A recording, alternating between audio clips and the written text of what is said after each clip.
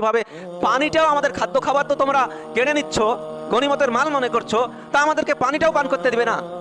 পানিটাও পান করতে দেওয়া হয়নি। আপনি কি করে এই দিনে উৎসব করেন?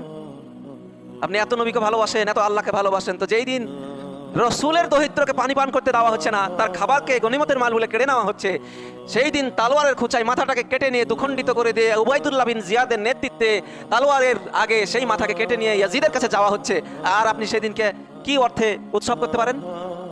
আপনার চোখে পানি নাই? আপনার দিল কাঁদে না? আপনি সিয়াম পালন করে আল্লাহর কাছে কাঁদবেন না তো কি করে কাঁদবেন? খিচুড়ি রান্না করে? ভাই বুজুর্গ, দোস্ত, আজিজও, খুব সাবধান।